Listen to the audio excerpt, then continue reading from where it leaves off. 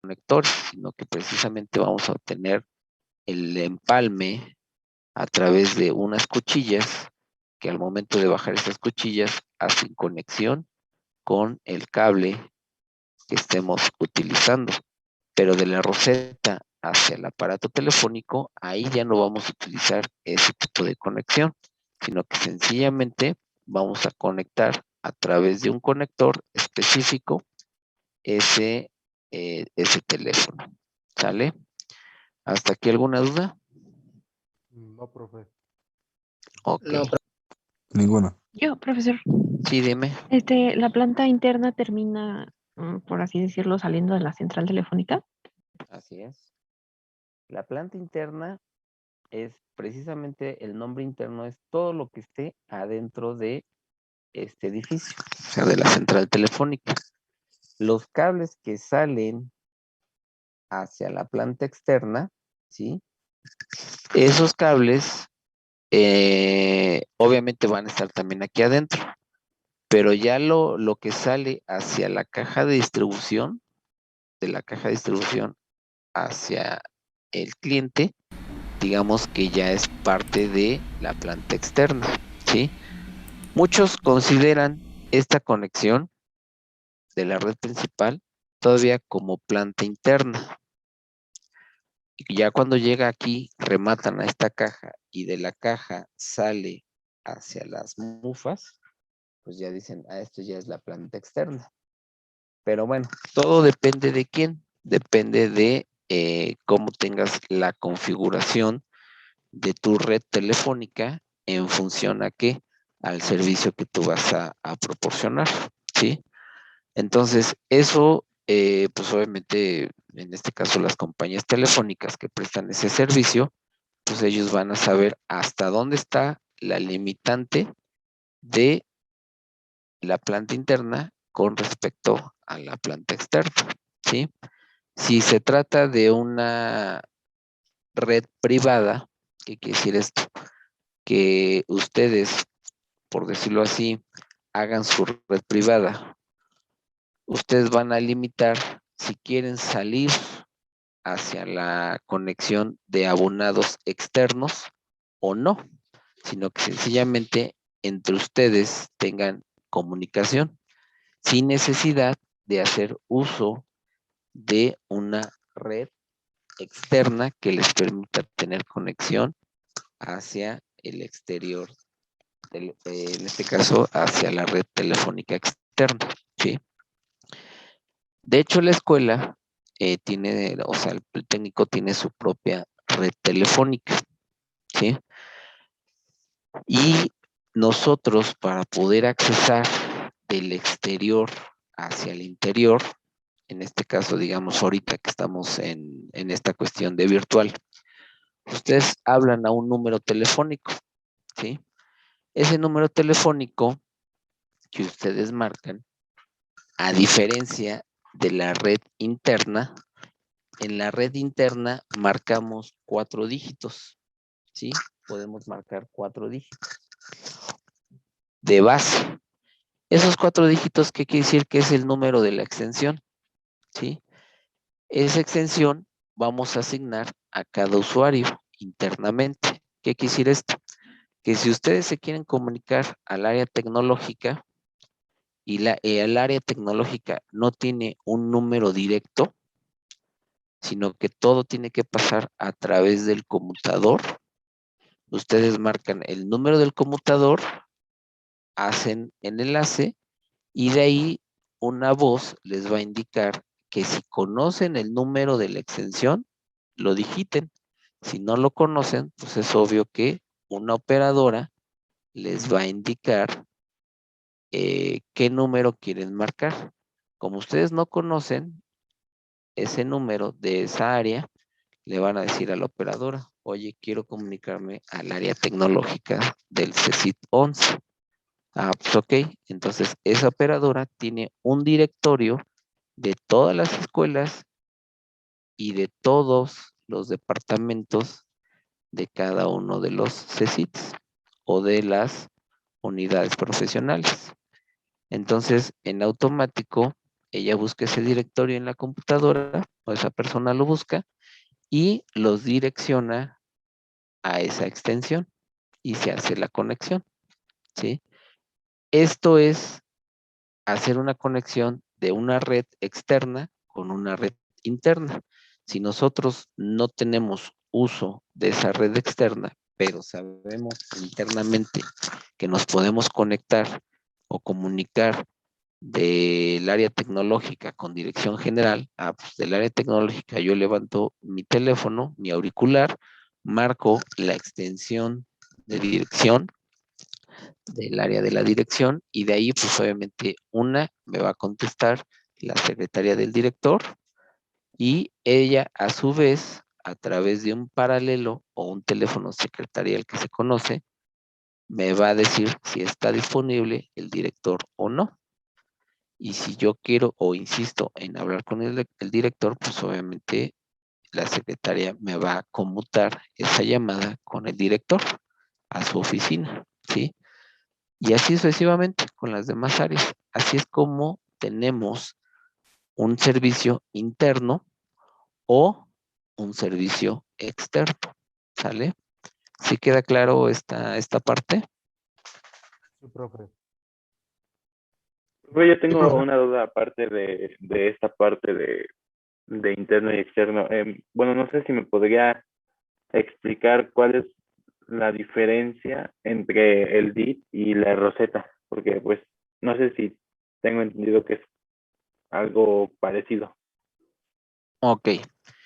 Este DIP, ¿qué diferencia tiene con este? Bueno, aquí el cable que sale de esta bajante es un cable que obviamente tiene que soportar una tensión mayor a este cable, ¿sí? Al cable interno.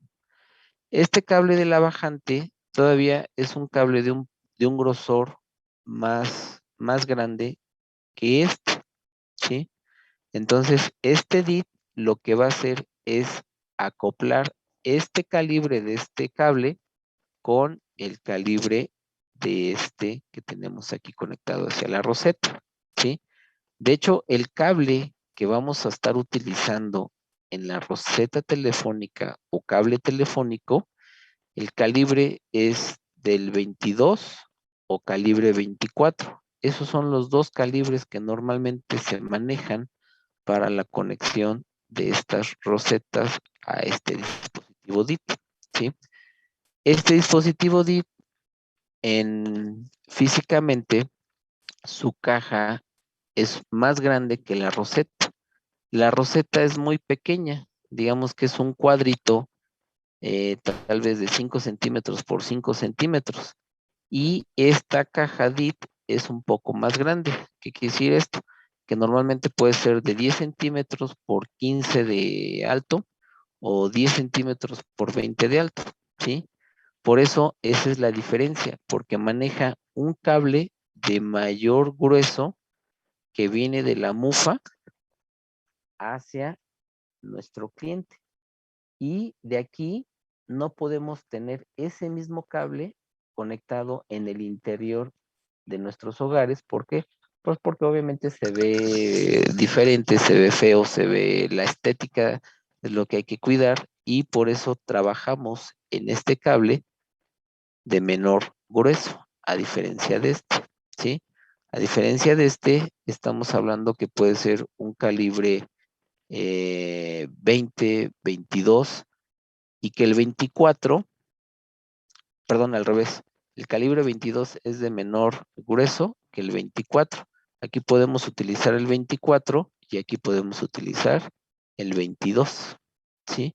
Entonces, esta conexión, por eso hacemos uso de esta caja. Esta caja se dice que es un poco más robusta. ¿Por qué?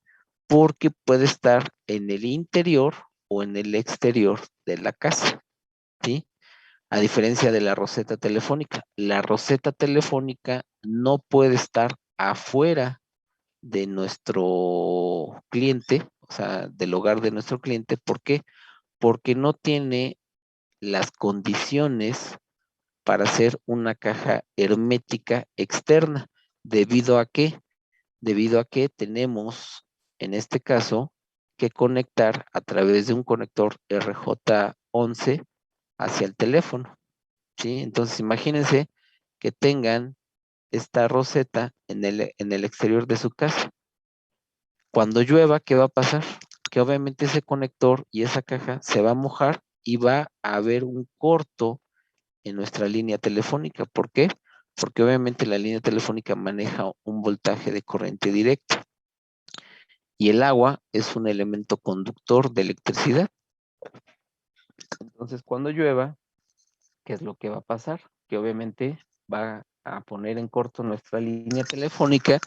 La central telefónica lo va a detectar como que estamos haciendo uso de nuestra línea cuando obviamente nuestro aparato está colgado, ¿sí? Entonces no está en uso.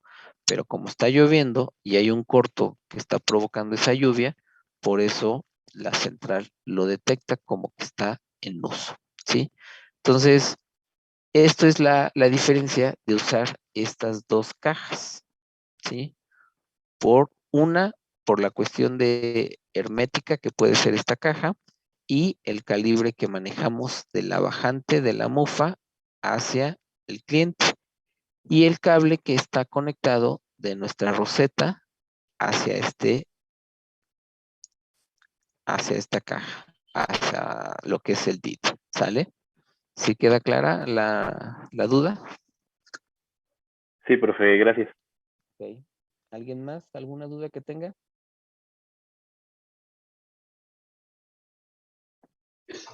No, profe. No.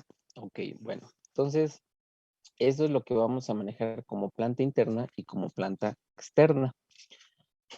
Y bueno, la cuestión de la capacidad de los cables, pues obviamente va a depender de que si utilizamos fibra óptica o si utilizamos este cable telefónico. ¿Sale?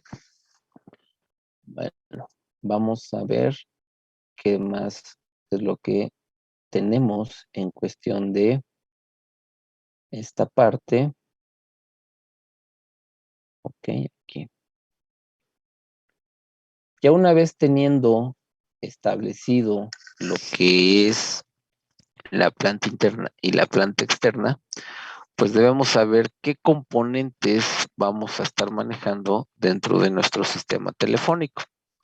Entonces, dentro de nuestro sistema telefónico, vamos a dividir lo que es la planta interna y la planta externa. Dentro de la planta interna, pues vamos a tener lo que es la sala de fuerza, la sala de conmutación, la sala de transmisión, la sala de la fosa de los cables, ¿sí? Y que esta fosa de cables también lo va a compartir ¿quién? La planta externa, ¿sí? Por eso es lo que les digo. Muchas veces, dependiendo de nuestra red, nosotros vamos a limitar si la fosa de cables es parte o no de la planta interna, ¿sí? O hasta qué punto puede pertenecer a la planta interna y hasta qué punto pertenece a la planta externa. Dentro de la planta externa vamos a tener nuestra red principal, nuestra red secundaria de cables y la instalación hacia el cliente, ¿sí? Eso es lo que tenemos como sistema telefónico. Ahora, en la planta interna, lo que conlleva es conocer a qué se le llama el distribuidor general, qué es la sala de conmutación, qué es la sala de transmisión, qué es la sala de fuerza o energía y nuestros equipos de clima, ¿sí? Entonces, aquí vamos a ver físicamente a qué se refiere cada una de estas cuestiones. Aquí vamos a utilizar lo que viene siendo un transformador, ¿sí? En el cual lo vamos a acoplar a lo que es la energía eléctrica. Aquí nosotros, hablando de México, pues dependemos de CFE. CFE nos va a mandar la energía.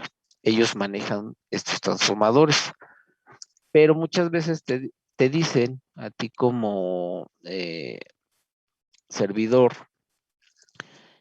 te van a decir, ¿sabes qué? Sí, para que yo te mande el cable, necesito que coloques un transformador. Y ese transformador, pues obviamente tiene que tener ciertas características. ¿Cuáles van a ser esas características? Ah, pues bueno, ¿sabes qué? Tiene que ser un transformador industrial de primera instancia, el cual trabaje con conexión trifásica o bifásica, ¿sí? ¿Cuál va a ser esa conexión trifásica? Ah, pues que tengo que tener un polo, ¿sí? Lo que le llama CFE, o los eléctricos, un polo o vivo, el neutro y la tierra. Esa es mi conexión trifásica, ¿sí? Cuando se habla de conexión bifásica, pues es el vivo y el neutro, ¿sí? Muchas veces la tierra física no está conectada. Entonces, dependiendo de esas condiciones, pues bueno, CFE te va a indicar, ok, ya tienes el transformador, ahora, ¿qué voltaje es el que quieres? Ah, pues sabes que necesito que empecemos a alimentar con 220.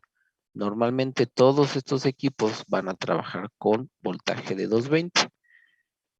Y de ahí, obviamente, la derivación hacia la salida, pues puede ser 220 o 220, 220 de entrada con 220 de salida, o 440 de entrada con 220 de salida, o en su defecto, 220 de entrada con 115 o 127 de salida, ¿sí? Entonces, este transformador, esa es otra característica que debemos de conocer.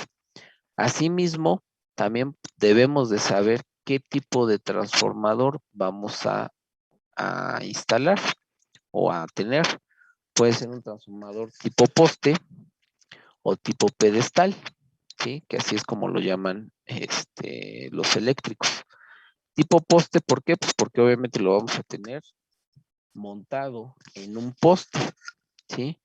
Y si es pedestal, obviamente lo vamos a montar en el suelo, lo vamos a dejar en el suelo, pero lo vamos a tener en resguardo en una caseta. Muchas veces, ¿esto dónde ocurre? Para que vean la diferencia. Cuando nosotros estamos en la calle, todos los postes que vemos, que parecen barrilitos, por decirlo así, que son redondos, esos son transformadores tipo poste, así se les llama. Hay transformadores que también están en los postes en la calle y que son como estos, como el que está aquí en la imagen, que son un poco rectangulares. También son transformadores, pero son transformadores tipo poste, ¿sí? Y los transformadores que muchas veces vemos en los edificios, en los departamentos de algunas unidades, ¿sí?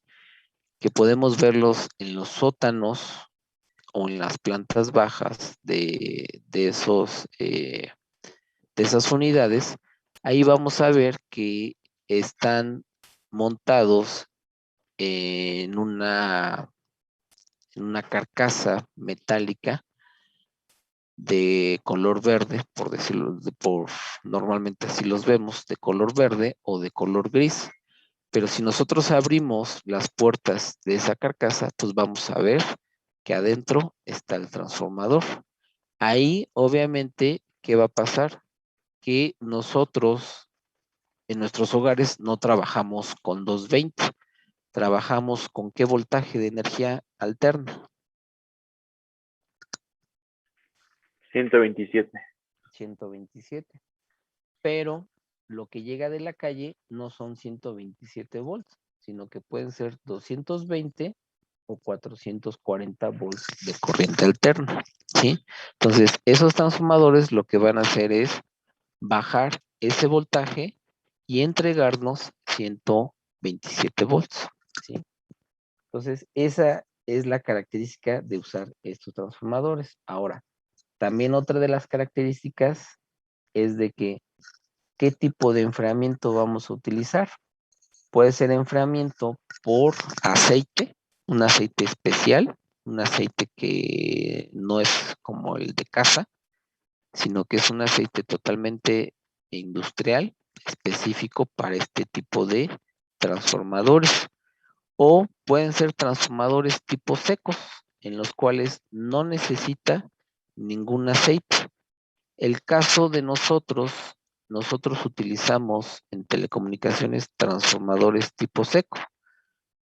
En cuarto semestre, cuando ustedes vieron la fuente de alimentación, el transformador que nosotros utilizamos es un transformador que no tiene nada que lo haga enfriarse, sino que sencillamente su núcleo es de aire y que obviamente no trae ningún elemento como aceites o como algún otro dispositivo que hagan que funcione, sino que sencillamente nosotros lo conectamos a la energía eléctrica de un extremo y tenemos el voltaje en el otro extremo, ¿sí? Normalmente, ¿qué voltajes manejábamos en ese transformador? ¿O qué características manejábamos de voltajes cuando utilizamos ese tipo de transformador en cuarto semestre?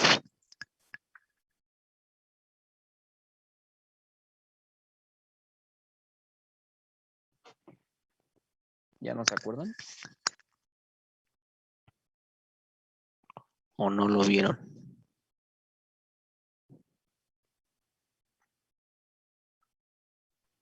Bueno, yo no lo recuerdo, profe. No, tampoco yo, profe.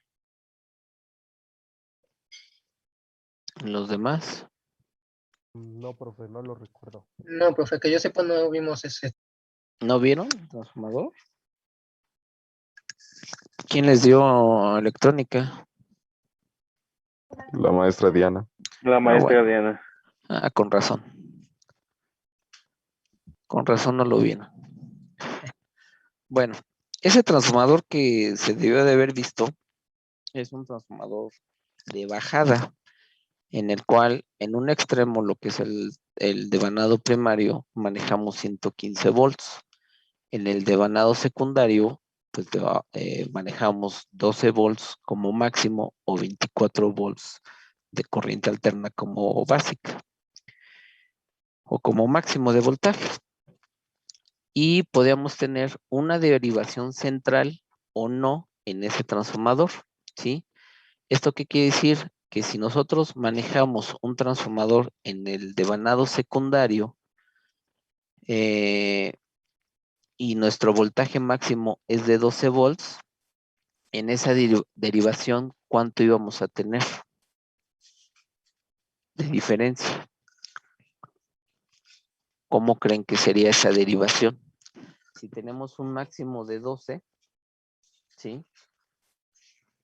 Y lo vamos a partir a la mitad el voltaje, ¿cuánto sería ese voltaje partido de 12 volts? Sería 6 y 6. 6 y 6 para llevar un 12 en total. Si es de 24, ¿cuál sería la derivación? 12 y 12. 12 y 12. 12 y 12. Entonces, eso es lo que manejamos nosotros en electrónica, ese tipo de transformador. Entonces, ese tipo de transformador no necesitaba de hacer uso de aceite, que nosotros le estuviéramos dando mantenimiento con aceite o con algún otro elemento para que siguiera funcionando. ¿Por qué? Porque obviamente no lo necesita. Esos transformadores trabajan en seco, ¿sí? Hay transformadores también industriales que trabajan los eléctricos que pueden ser secos, ¿sí?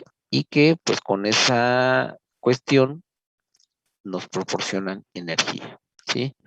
Y pues obviamente la capacidad de kilovolts ampere que puedan manejar dichos transformadores. Nosotros, pues obviamente como manejamos voltajes muy pequeños, pues ya no necesitamos de kilovolts ampere. ¿Por qué?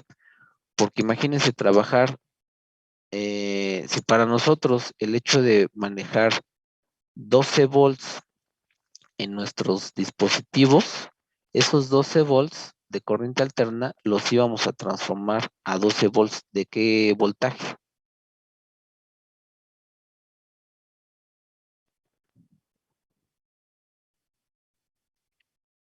¿Qué voltaje íbamos a transformar? de alterna a qué?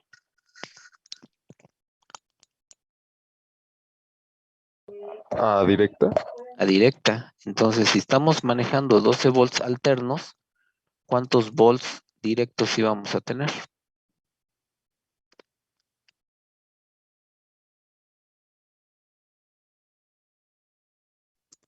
Profe, ahí en ese caso, ahí sí se parten. No, Ahí quedan 6 porque y 6. ¿O sería la 2?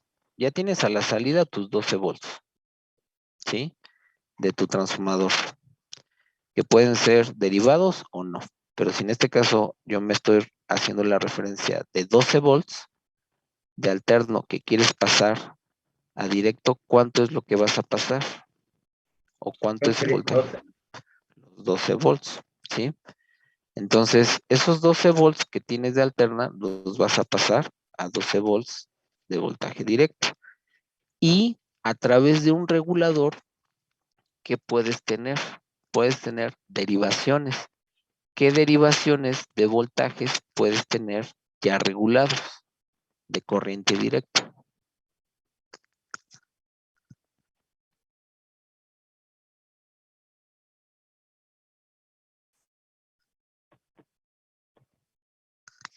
¿Cuáles son esos voltajes regulados?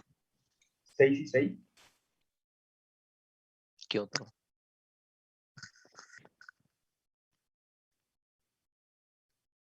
¿Qué otro voltaje regulado puedes tener? 12 volts. 12 volts. ¿Qué otro? 3 veces 4. 4, 4, 4. 4 volts. No, así no.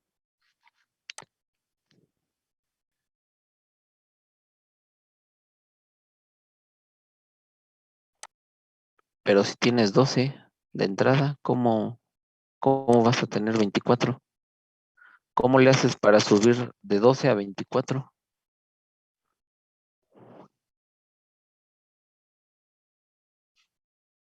No es el caso. Entonces, aguas ahí, ¿eh? Entonces, ¿qué otro voltaje regulado podemos manejar? En este caso igual se puede como poner en cuestiones de una fuente de alimentación. Creo que trabajan con 5, 8 y 12. No recuerdo muy bien. Con 5 volts, con 8 volts, con 12 volts, con 9 volts, o podemos tener de 0 a 12 volts, ¿sí? Entonces, todos esos dispositivos que nosotros empleamos para regular voltajes, ¿qué nomenclatura normalmente los conocemos? ¿Con qué nomenclatura los conocemos? ¿O qué nomenclatura les dijo esta maestra que se debe utilizar para regular a 5 volts, a 12 volts, a menos 5 volts, a menos 12 volts?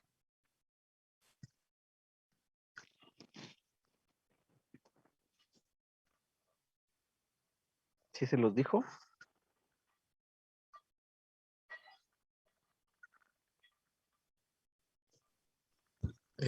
Creo que no, profe. ¿No? Pues entonces, ¿qué vieron? ¿O qué aprendieron?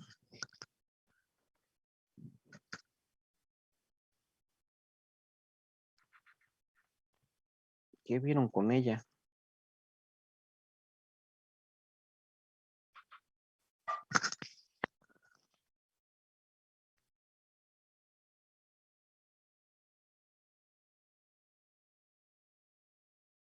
Porque pues así por lo que estoy escuchando,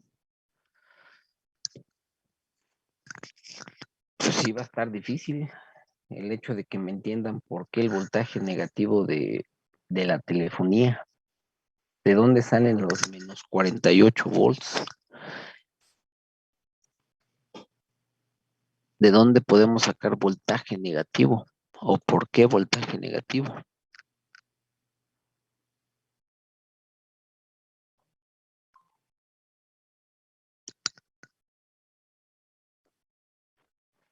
Entonces, ¿qué vieron con ella? Es que, profe, la maestra nos ponía como la práctica, nos explicaba cómo más o menos armar el circuito y nosotros la hacíamos por separado.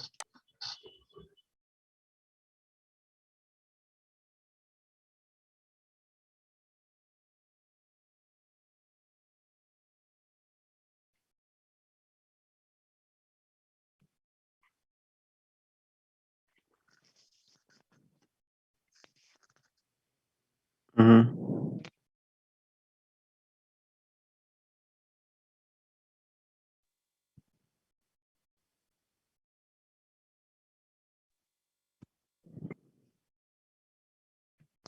En sí fue como que muy práctico y muy poco teórico en cuestiones así como que a detalles pequeños.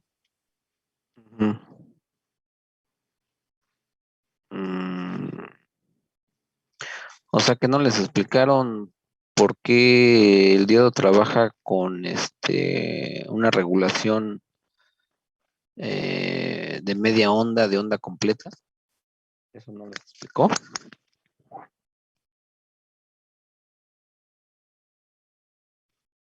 Bueno, como le comentamos, vimos así prácticas de ese estilo con diodos para la regulación de esas ondas, Ujú. pero o sea, como que no lo vimos muy, muy a fondo. O sea que si yo les digo, saquen el voltaje pico a pico de una señal, ¿no sabrían sacarla? Tenemos las fórmulas, así que bueno, se podría decir que sí. El voltaje medio, el porcentaje de regulación, el porcentaje de rizo. Ah, no, nada más voltaje pico a pico, voltaje a pico, fue lo que fue lo más repetitivo que hemos visto. Pero ya es eso los demás que ha dicho, no. Mm. Qué caray, chavos. Pues ahora sí que los que estuvieron con ella van a sufrir, ¿eh? Porque, pues básicamente conmigo, yo todo eso pido en las señales de circuitos. Y obviamente, pues aquí lo veríamos. O sea, el hecho de que ustedes me sepan interpretar en el osciloscopio una señal y de ahí sacar su voltaje pico a pico, su voltaje pico, su voltaje medio, y comprobar que el voltaje medido con el voltaje calculado sea lo correcto, pues sí va a estar complicado, porque pues entonces, ¿qué les enseñó?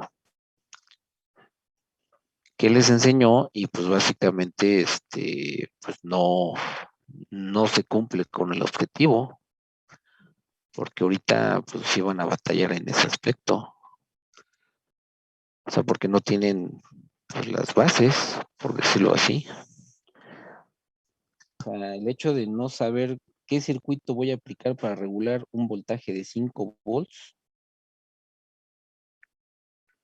sí va a estar complicado. ¿Qué circuito van a aplicar para tener de 0 a un voltaje máximo? O sea, ¿qué tipo de circuito voy a armar? O sea, no nada más se trata de armar, sino de entender qué está haciendo ese circuito para que en función, pues sepamos qué estamos midiendo, por qué medimos de esa forma y qué resultados nos está dando, y comparar el valor calculado con el valor medido. ¿Sí? Entonces, digo, los que estuvieron con ella, pues sí, sí se los creo, pero los que estuvieron conmigo, que no se acuerden de eso, y es reprobable, que no se acuerden de eso. Y pues hay varios aquí en la lista que sí estuvieron conmigo.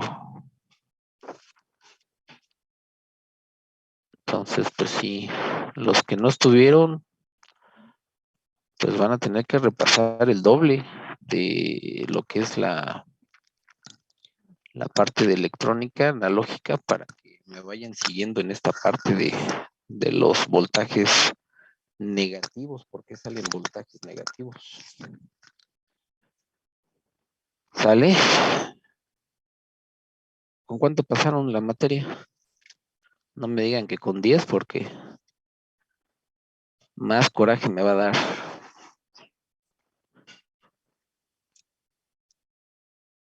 Sí pasaron con 10, ¿verdad? Profe, es que, bueno, las prácticas de la profesora funcionaban así.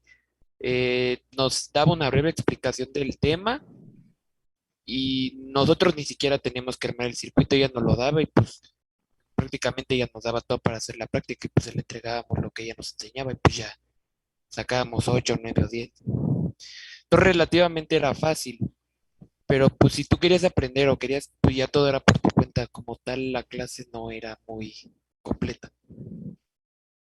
Y entonces, ¿por qué camino se fueron a esto que Yo, comentas? yo no sé los demás, pero, o sea, pues intentábamos mínimo entenderle así como lo básico, ya que pues ella nos daba los circuitos, entonces no era como nosotros armarlo.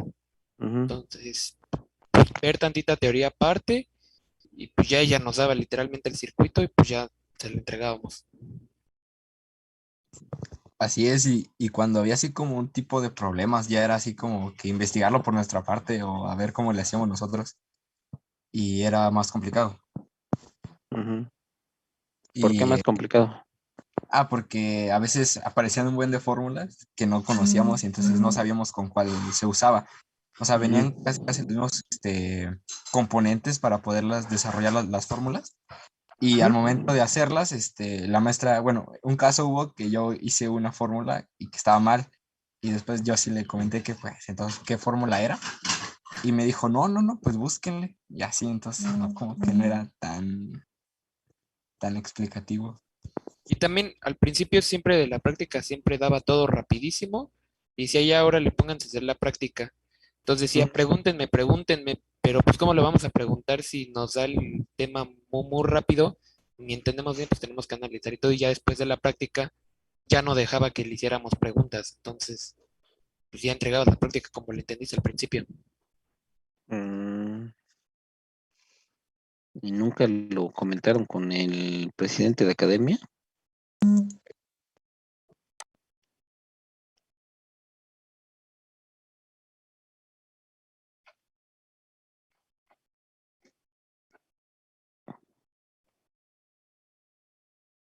Ujú.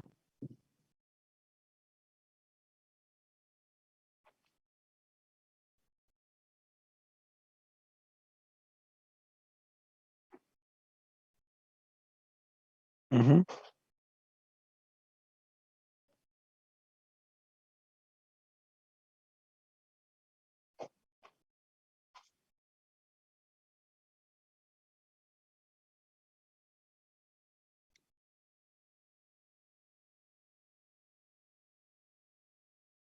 Ujú.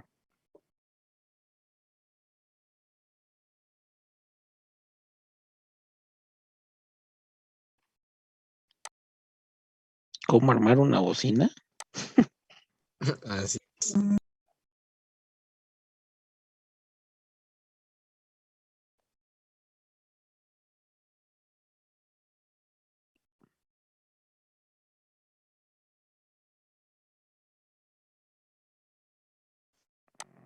No, ahí sí está mal. O sea, Ah, una profe, bocina es una cosa y obviamente en la bocina que se arma, pues eso se arma en sistemas de audio, en la materia de sistemas de audio. Obviamente en electrónica no tenemos esa parte. En electrónica lo que vamos a armar es un amplificador, ¿sí? Un amplificador que a través de transistores o a través de un amplificador operacional amplifiquemos una señal. Pero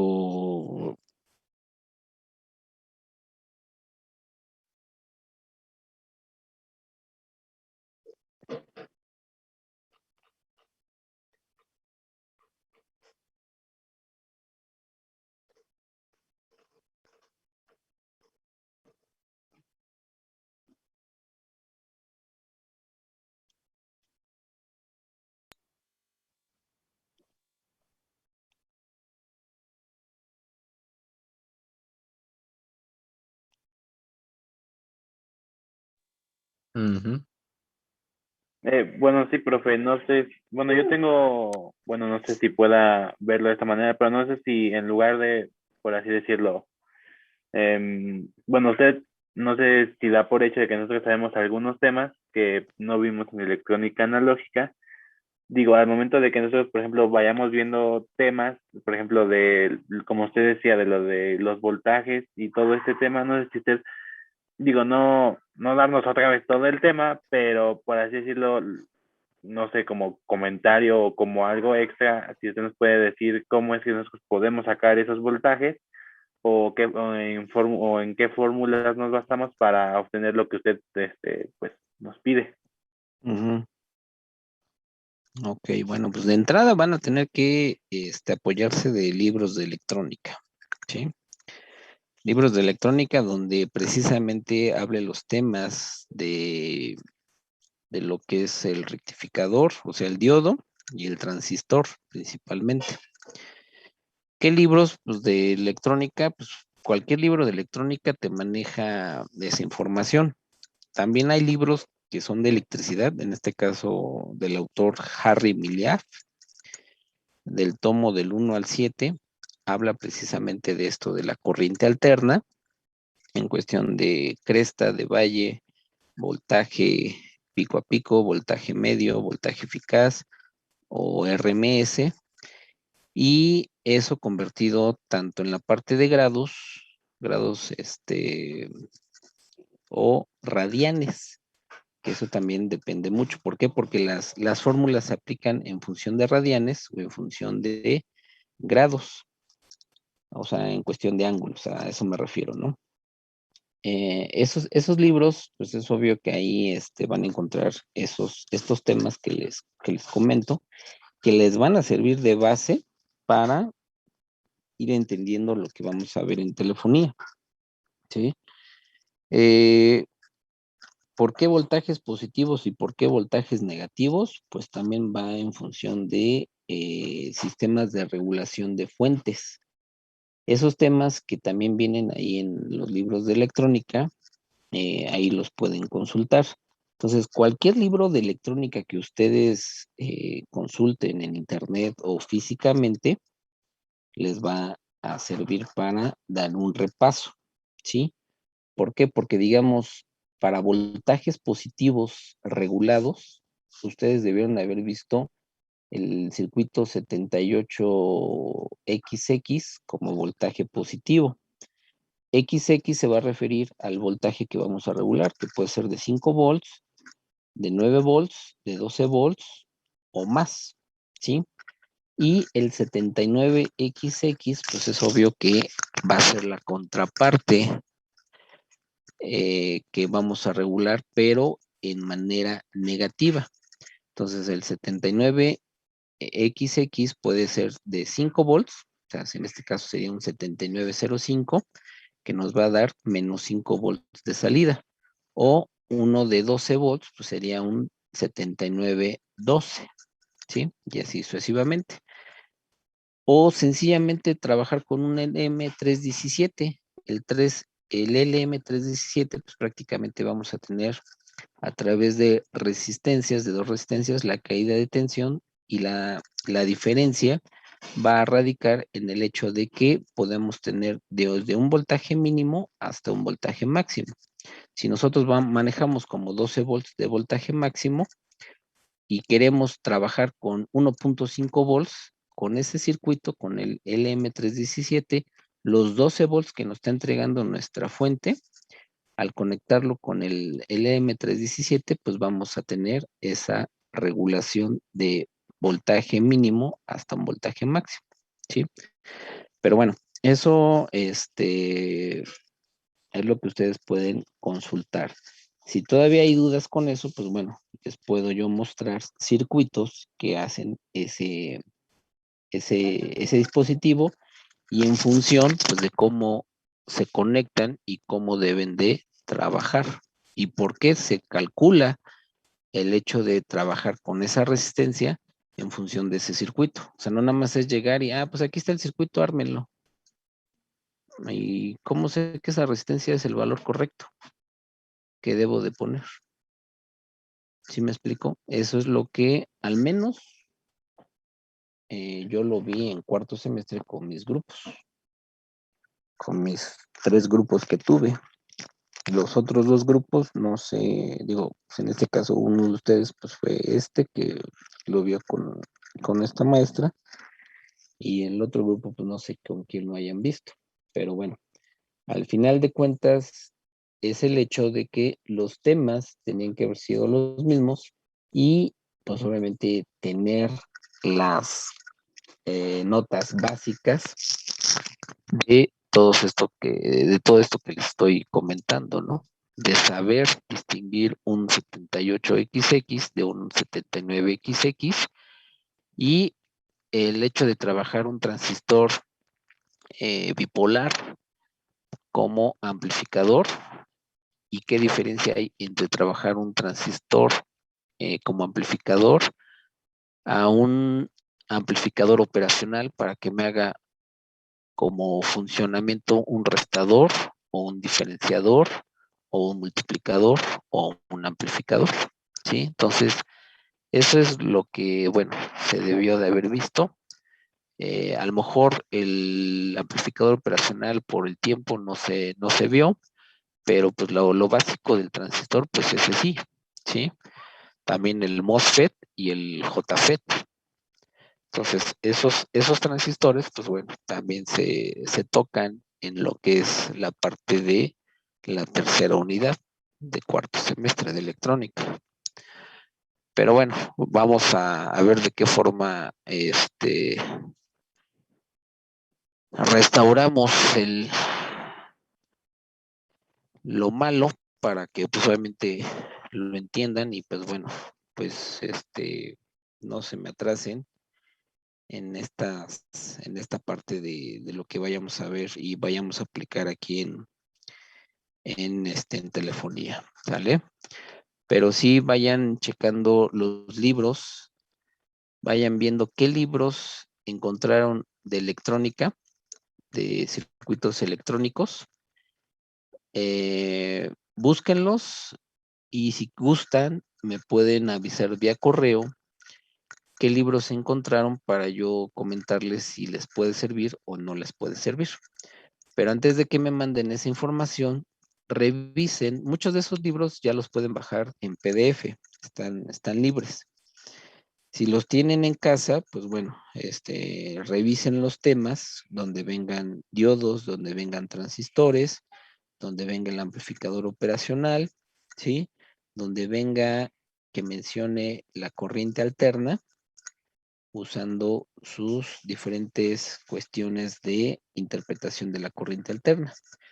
Si ya ven que eso les pueda servir, pues bueno, me avisan para yo colaborar precisamente que sea el libro correcto o qué libros les puedo yo recomendar a fondo. Ahorita el que tengo a la mano, déjenme ver.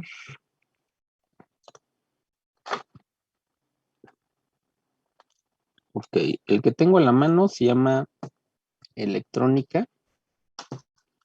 Dice que es teoría de circuitos y dispositivos electrónicos. Este libro es muy bueno, es muy fácil de entender, no está tan complicado y pues bueno, les puede servir. Este libro lo encuentran en PDF. Ya si lo quieren comprar, pues obviamente pues lo pueden checar en las librerías o también en línea, también creo que ya lo están vendiendo así también en línea.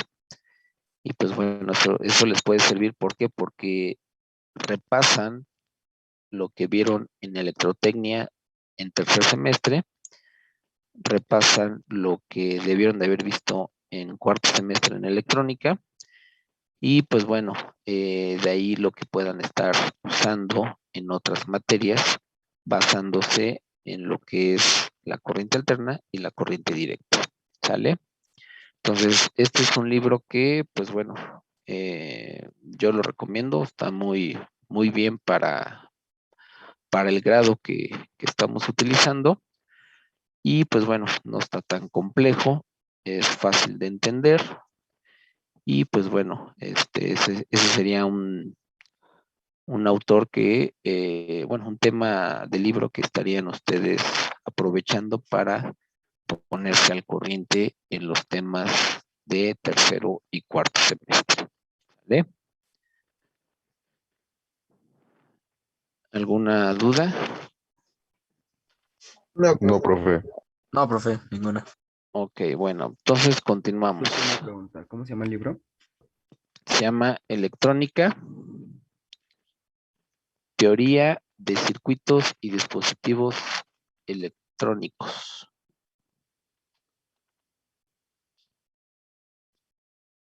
El autor es Robert Boylstar. Les deletreo el apellido. B de bueno, O de Oscar, Y, L, E, S, T, A, D. Boylstar.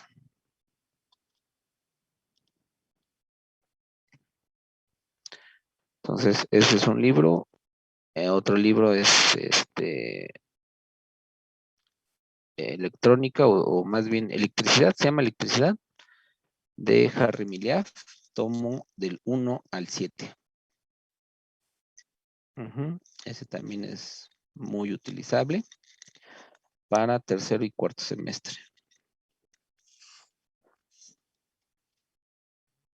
Chale.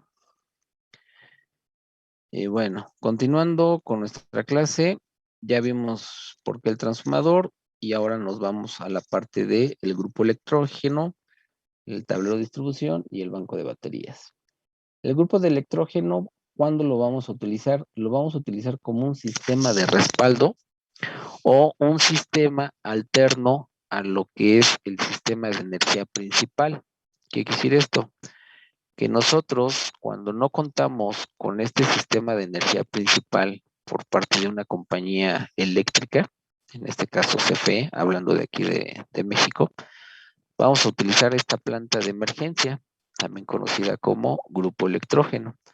Esta planta de emergencia es un motor de combustión interna donde tiene su radiador, tiene su sistema de escape, todo esto es el motor y aquí tiene su pequeño tablero de control.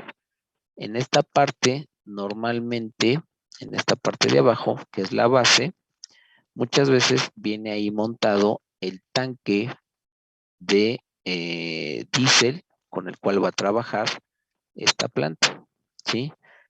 ¿Por qué? Porque como es un motor de un camión, por decirlo así, de un camión, ya sea como parecido al tráiler o a otro tipo de esos camiones grandes, ese motor trabaja con diésel. Entonces, aquí nosotros vamos a través de ese tipo de conversión de energía, de una energía de combustión, la vamos a transformar a energía eléctrica.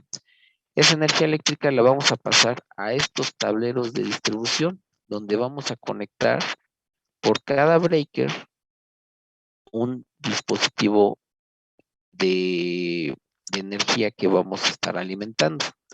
¿Qué quiere decir esto? Que por cada breaker que nosotros tengamos aquí, en este tablero de distribución, vamos a tener un equipo conectado.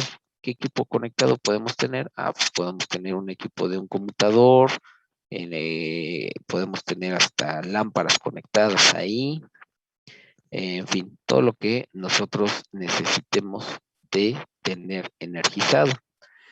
Esos tableros de distribución también pueden tener la funcionalidad de que pueden trabajar de manera congénita con el grupo electrógeno y el sistema principal. Hagan de cuenta que lo que va a hacer es como que un switcheo de este equipo con este equipo, con el transformador y el grupo electrógeno. Cuando esté funcionando aquí en su tablero de control va a indicar qué es lo que está funcionando, si está funcionando este sistema o la energía principal, ¿sí? Y con eso, pues bueno, mantener alimentados de energía eléctrica a nuestros equipos que vamos a tener en nuestra planta interna o nuestra central telefónica, ¿sí?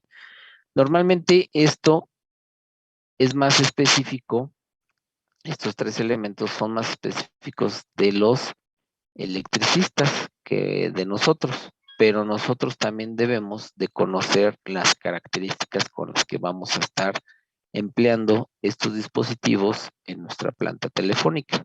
¿Por qué? Porque no nada más es decir, pues lo que me diga el eléctrico es lo que pongo. Y si resulta que el eléctrico calculó mal, ¿qué va a pasar? Tú vas a tener una, digámoslo así, lo haya calculado de más y tengas un sistema de una planta que él calculó de, no sé, por darte un ejemplo, de 30 kilowatts y tú necesitabas 15, entonces te sobraron o te está sobrando 15 kilowatts.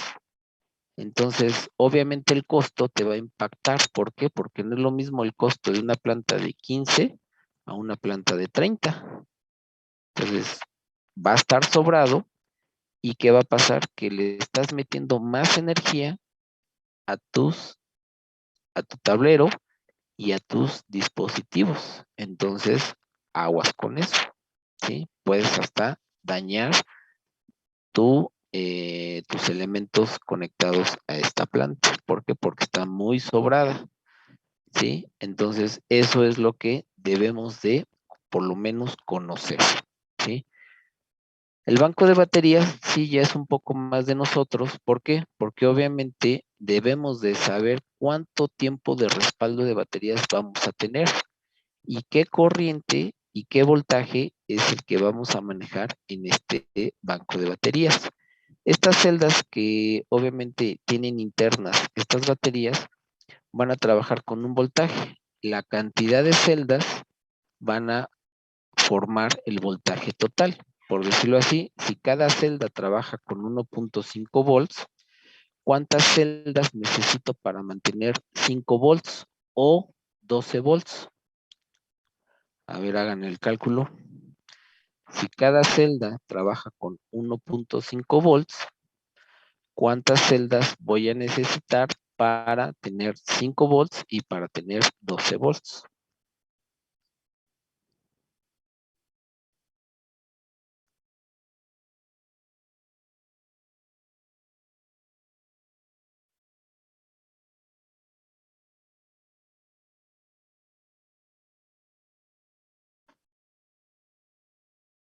¿8, profe? 8 celdas, ¿para qué? Para 1.5. Como 8 celdas para 1.5. Bueno, 8 8 celdas celdas para 12 volts. 8 celdas para 12 volts. O sea, voy a Así es. tener 8 celdas para tener 12 volts. Y para tener 5 volts, ¿cuántas celdas vamos a tener? Serían 3 celdas y media. O sea, prácticamente no podemos poner una celda a la mitad. Entonces, ¿cuántas celdas nos vamos? ¿Serían 4? 4. 4 celdas, ¿sí? Pero ya nos estamos pasando de voltaje. ¿Cuánto sería de 4 celdas por 1.5 volts? 6 volts. 6 6 volts y necesitamos 5. Ahí, ¿qué tendríamos que hacer para que ese voltaje de más no afecte nuestro dispositivo de alimentación de 5 volts? ¿Qué tendríamos que hacer ahí? Sería un transformador. ¿Vas a meter un transformador? Bueno, no un transformador evidentemente grande, pero pues sería regular el voltaje, ¿no? Bueno, limitarlo a 5 volts. Limitarlo a 5 volts. Entonces, si lo vas a limitar, pues obviamente puedes poner un regulador de voltaje o en su defecto, ¿con qué otro elemento puedes limitar ese voltaje? Con un diodo. Con un diodo. ¿Y cómo lo vas a hacer con el diodo?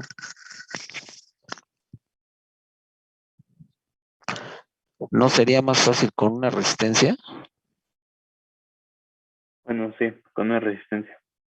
¿Por qué con una resistencia? A ver, dime. porque yo te lo dije, o Profe, Porque ¿no puede ser con un diodo Zener o no recuerdo si se llama divisor de voltaje o algo así? No recuerdo muy bien. el divisor ¿Ese de podría ser? voltaje lo haces con resistencias. Y el diodo Zener trabaja con un voltaje regulado, ¿sí?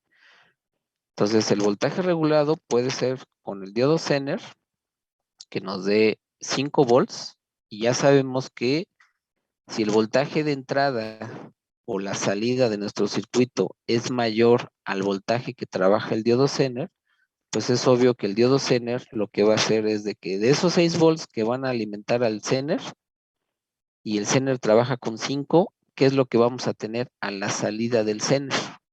¿Qué voltaje? 5.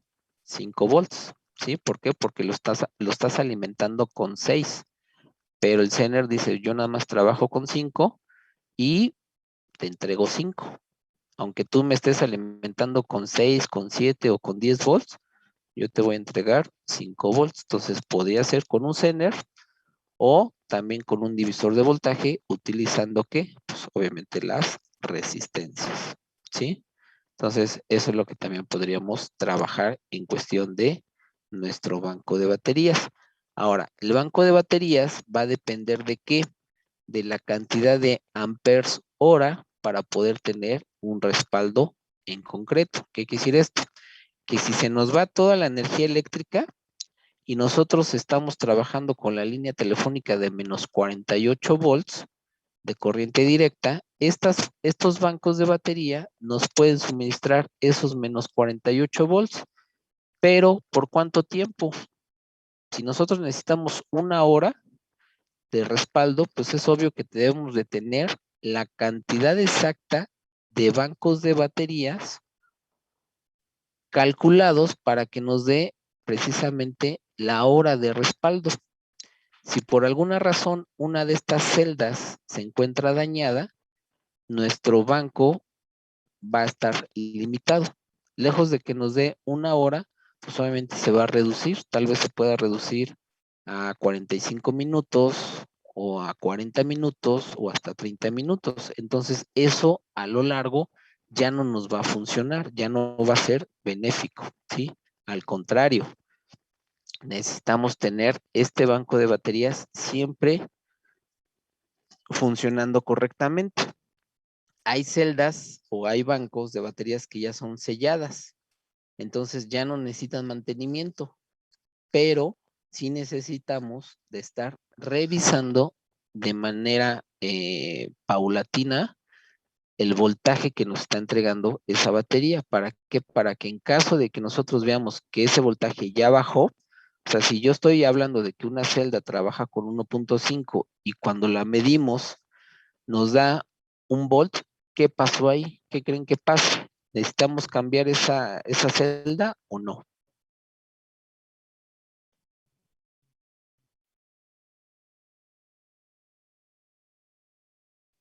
¿Qué creen? Pienso que relativamente sí, porque se está perdiendo el 0.5 volts, ¿no? De energía que se debe de alimentar. Exactamente, o sea, ya su vida se está degradando. Entonces, es lo mismo que pasa con las baterías de sus celulares. Si ustedes ponen a cargar su celular, la batería del celular, con un regulador, o en este caso con un eliminador, más bien dicho, con un eliminador que trabaja a 1 amper y su batería trabaja con 1 amper y lo ponen con un cargador que es de 2 amperes, ¿qué va a pasar? Su batería se va a cargar en menos Pero no tiempo, va a aguantar lo pero a la suficiente. larga, ¿qué va a pasar? Que la van a degradar. Entonces, lejos de que esa batería dure un año, pues la están degradando a que a lo mejor su batería trabaje o dure pues, la mitad de tiempo. O sea, en este caso, 6 meses o hasta 3 meses. ¿Sí? Entonces, eso es lo que también se debe de verificar. ¿Sale?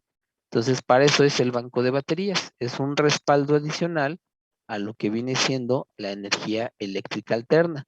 Aquí, como trabajamos con corriente directa en el banco, tenemos que tener un dispositivo que nos haga la conversión de corriente directa hacia corriente alterna, ¿sí?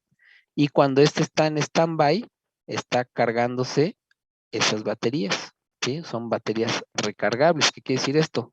Que prácticamente están alimentándose los equipos con la alterna. Y al mismo tiempo, ese dispositivo, ese convertidor, nos está alimentando o recargando nuestras baterías, ¿sí? Pero acuérdense que las baterías van a trabajar con voltaje directo, no con alterno. Entonces, ese convertidor, pues obviamente nos va a hacer esa facultad de recargar las baterías de alterna a directa. ¿Para qué? Para cuando estas entren en funcionamiento, ese convertidor haga su función de ahora mandar el voltaje que tienen estas baterías en directo, los va a transformar a ¿qué? Alternos, ¿sale? Y así, pues obviamente seguir teniendo nuestro funcionamiento.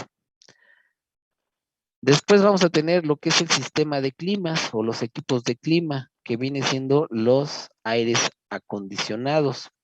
Normalmente, ¿qué tipos de aires acondicionados se van a manejar o se manejan en la industria de climas? Se manejan los aires acondicionados de precisión, los cuales nos van a dar una temperatura exacta. ¿Esto qué quiere decir? Que si vamos a trabajar con 18 grados, pues 18 grados te debe de dar el aire acondicionado. Si se pasa o se baja la temperatura, pues es obvio que ese aire acondicionado ya no está trabajando con la exactitud que se debe y puede afectar el hecho de que los equipos que necesitan esa temperatura exacta se bloqueen o se autoprotejan y con eso ya no estén funcionando. Entonces hay que revisar este tipo de aires acondicionados. Los otros tipos de aire acondicionados son los aires de confort, los que normalmente nosotros conocemos en zonas de playa, donde ahí vemos que en los hoteles pues están ahí los aires acondicionados que pueden ser vistos o sencillamente están detrás de una rejilla. En la escuela tenemos aires acondicionados en el salón número 6 y en el 7 y también en el 8. Ahí tenemos aires acondicionados de tipo confort, los cuales son conocidos como tipo mini split. El modelo es un mini split. Y dentro de los aires de confort pues, hay varios modelos, que son los mini split, los de pedestal, los tipos ventana, o ya más industriales para oficinas, pues son los famosos chillers. Aquí para esta parte de estos equipos también podemos manejar equipos chiller que son enfriados por agua y podemos usar esa ventilación o ese enfriamiento hacia las diferentes salas o sencillamente ya donde necesitamos utilizar servidores para equipos ya más especializados, estos aires de control, en este caso de temperatura controlada ya específica, podemos emplearlos aquí. Estos aires de control pueden trabajar de dos formas. Una, pueden ser enfriados a través del piso y recibir por el techo el calor, ¿sí? Entonces, esa temperatura que reciben del techo de calor la transforman en frío y hacen una recirculación, ¿sí? O viceversa, pueden enfriar por el techo y recibir todo el calor por debajo del piso. ¿Para qué? Para que también sea recirculable ese aire, ¿sí? Eso es en cuestión de este tipo de aires acondicionados. Obviamente nuestro site va a estar montado sobre un piso falso o un piso de plafón, que así se les llama, piso falso. Aquí es lo que yo les digo. Aquí el enfriamiento se hace por debajo del piso y entra a los equipos para que se mantengan fríos y toda la disipación del calor sale por arriba de los equipos hacia el techo y se retorna hacia el aire acondicionado. O sea, el mismo aire acondicionado recoge ese aire caliente lo procesa y lo vuelve a mandar, pero ahora en frío, ¿sale? Entonces, eso es un sistema de absorción por piso, enfriamiento por piso, absorción de calor por el techo, ¿sí? O viceversa. Puede ser el enfriamiento por techo y la absorción por el piso, ¿sí? Obviamente el costo de estos equipos pues son caros, o sea, estamos hablando que son equipos de arriba de 50,000, 60,000 pesos para, dependiendo de la capacidad, ¿sí? Las especificaciones también debemos de saber. ¿Por qué? Porque a pesar de que no es un área en la cual nosotros estemos 100% involucrados, sí debemos de calcular el volumen de nuestra área para poder saber qué tipo de aire acondicionado vamos a meter. Y además el tonelaje de refrigeración o los famosos BTUs, las unidades volumétricas de enfriamiento, para poder disipar todo ese calor. O sea, no nada más es llegar y decir, pues aquí pongo un aire acondicionado y listo. Y cuando lo compremos, ¿cómo lo vamos a comprar? No, pues ni idea, pero pues que me sirva para enfriar una sala. Ajá, ¿y de qué tamaño es tu sala? ¿Qué volumen tiene esa sala? No, pues ni idea. Pues todo eso debemos de saberlo. No es lo mismo que tengamos en casa un ventilador y que pues bueno, pues ahí más o menos nos disipe el calor o tengamos ahí el reducir el calor, a que pues ya en un equipo específico, en una sala específica donde el calor es mayor, pues no sepamos qué tipo de equipo vamos a colocar para que ese calor se disipe y no dañe a nuestros componentes, ¿sale?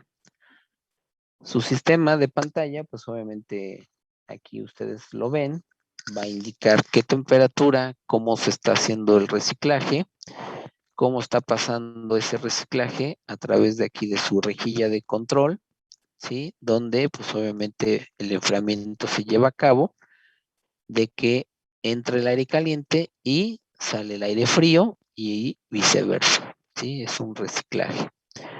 ¿Qué temperatura vamos a estar considerando? ¿Sí? Si es una temperatura de 20.0 grados o 20.01, 20.2, 20.3, etcétera, dependiendo de qué, de lo que nosotros requiramos. Si trabaja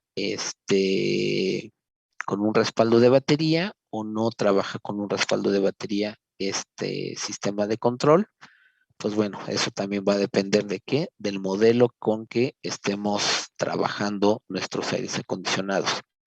Les repito, esto no es tanto de nuestra área, ¿por qué? Porque hay gente especializada, gente que conoce más de aires acondicionados y que obviamente pues ellos ya saben qué es lo que tienen que tener para echar a andar un aire acondicionado, ¿sí?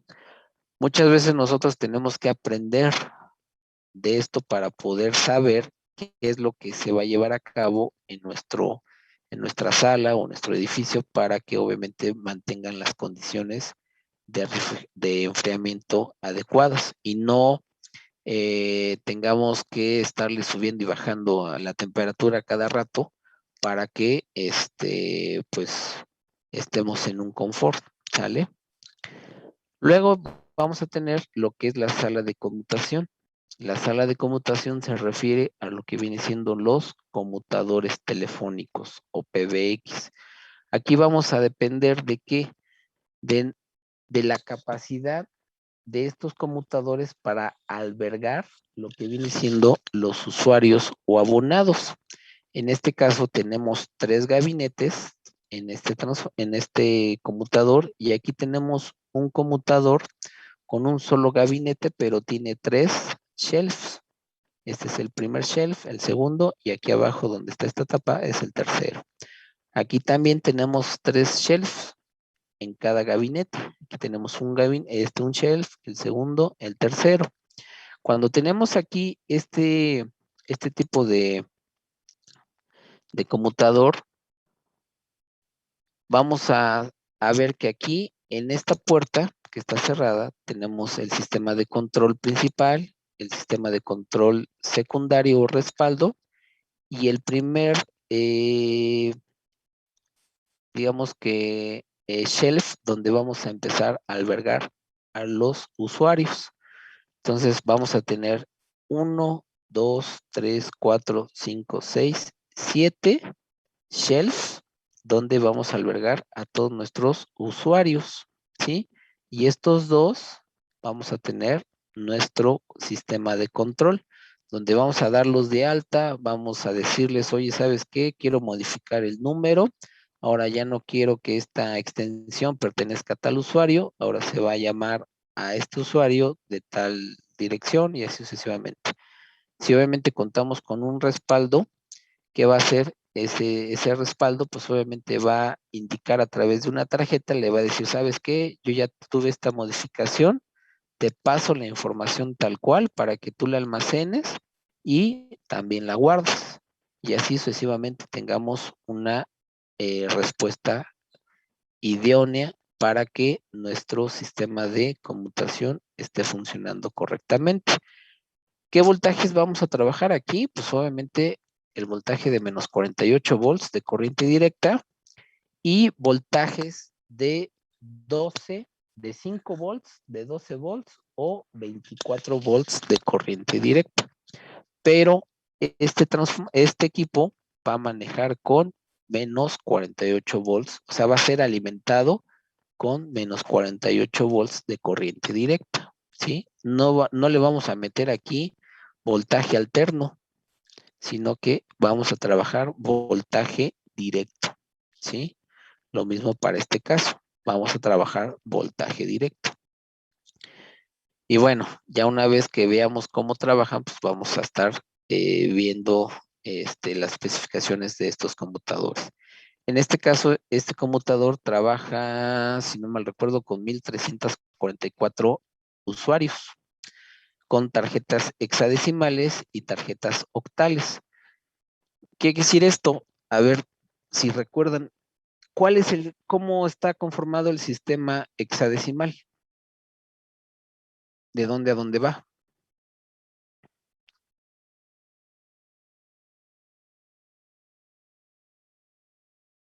¿O cómo reconocen ustedes el sistema hexadecimal?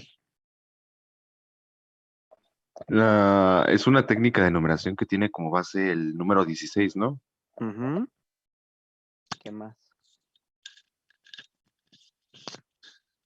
¿Cómo interpretamos esos números del 0 al 16? Pues los primeros van del 0 al 9 y de Ujú. ahí se clasifican como A, B, C, D, E y F, donde Ok. A es 10, B11, C12, D13, C14 y y F15. Ok. Entonces vamos desde el 0 hasta la F, ¿no? Digámoslo así. Pasando por la A, la B, la C, la D, la E y la F. Y un sistema octal, ¿cómo está conformado? ¿De dónde a dónde va? Bueno, este tiene del 0 al 8, pero se cuenta el del 0 al 7.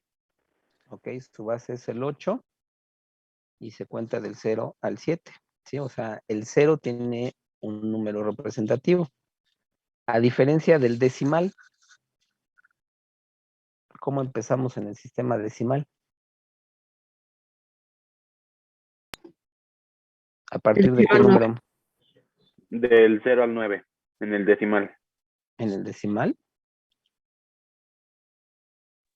Sí, ¿Y el 10 cómo lo tienes? En el decimal. ¿Cómo lo representas? En el decimal empiezas desde el 1, ¿no? 1, 2, 3, 4, 5, 6, 7, 8, 9, 10. Por eso es decimal. Aguas ahí.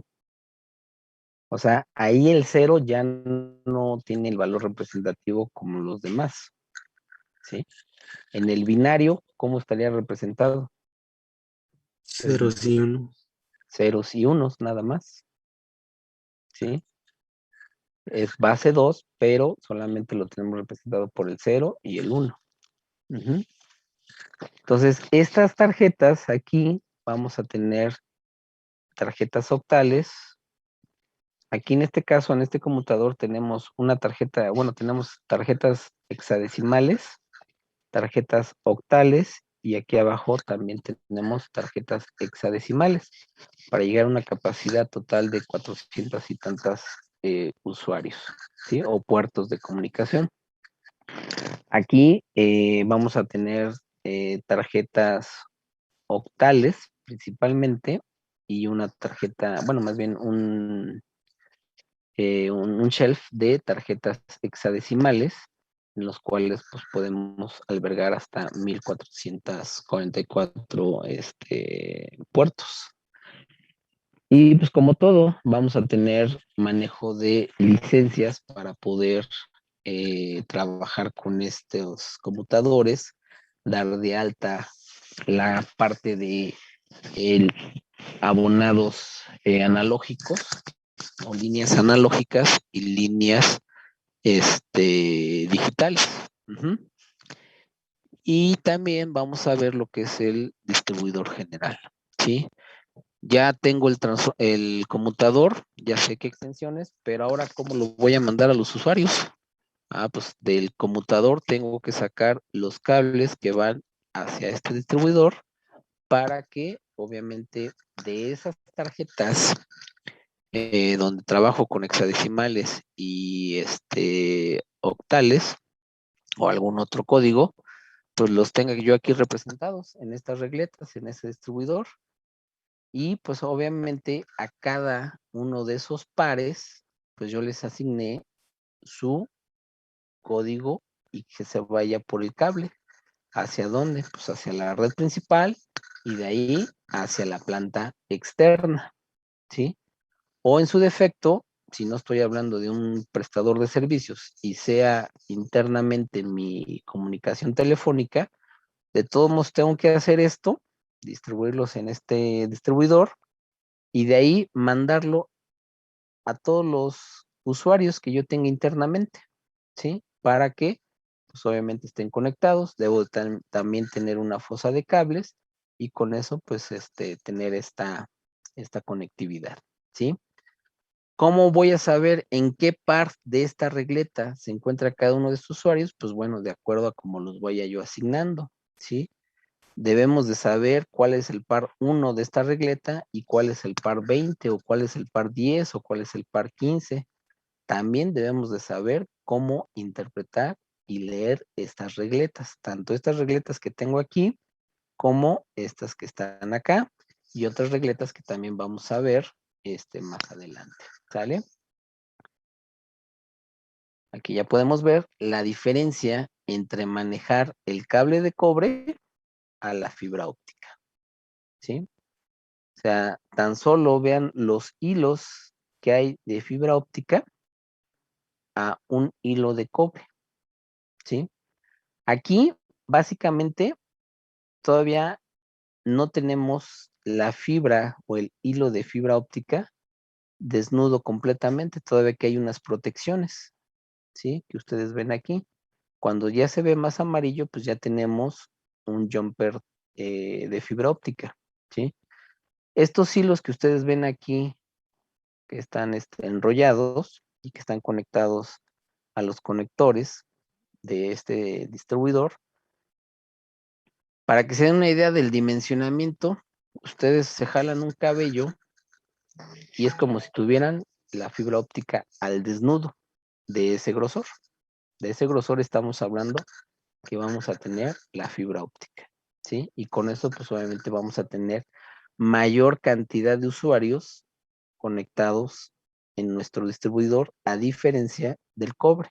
Del cobre vamos a depender de qué capacidad de pares tiene dicho cable y con eso, pues obviamente, hacer nuestras conexiones. Aquí podemos tener, digamos, 56 usuarios en una sola tarjeta para tener la capacidad de estarle suministrando tanto el internet como la parte de voz, ¿sí? en una sola tarjeta. Aquí, pues obviamente no tengo una tarjeta, sino tengo una regleta donde estoy distribuyendo diferentes usuarios, que pueden ser 56 usuarios o pueden ser menos de 56, ¿sí? Entonces, eso es lo que también debemos de comparar y saber, ¿sale? El código de colores que ven aquí ustedes en el cable, cómo los vamos a ir pareando, pues va en función de ese código, ¿sí? A diferencia de un jumper telefónico que tengo aquí, que nada más tengo un solo, bueno, tengo dos colores de hilos, uno rojo y uno blanco. Pero aquí, si se dan cuenta, vean el código que se ve diferente aquí al jumper, ¿sí? O sea, tenemos azul, tenemos rojo, tenemos blanco, tenemos marrón, etcétera, etcétera. Entonces, este código debemos de saber e interpretar para tener una conexión sin problema. Y por último, pues tenemos la sala de transmisión. Nuestra sala de transmisión es precisamente tener un enlace de fibra óptica hacia otro conmutador. Debemos de tener nuestro equipo PCM, que es convertir la voz analógica en digital a través de una modulación por pulsos codificados y de ahí, pues obviamente, enviarlo por la fibra óptica, ¿sí? O por cable de cobre. Entonces, esto es nuestra sala de transmisión en la cual vamos a estar enviando nuestra información de un punto a otro y con eso, pues obviamente tener esa comunicación sin cortes y sin ninguna interrupción. O sea, que nuestra señal, nuestra voz con la persona que queremos comunicarnos sea eficiente y que obviamente no se caiga esa información, ¿sí? Profesor, disculpe por interrumpirlo, pero ya tenemos la siguiente clase. Está bien, ya nada más este es mi tema final y con eso pues obviamente tendríamos esta clase terminada. Les reitero, estudien los temas para que obviamente esto lo veamos más rápido. ¿Por qué? Porque pues, si no, pues obviamente nos vamos a estar tardando. ¿Sale? Entonces, hasta aquí sería la clase de hoy y pues nos veríamos el día de mañana. ¿Sale? Sí, profe, que Suele, hasta tenga un buen luego. día. Profe. Hasta luego. Gracias, profe. Hasta luego. Hasta luego, que estén bien. Bueno, profe.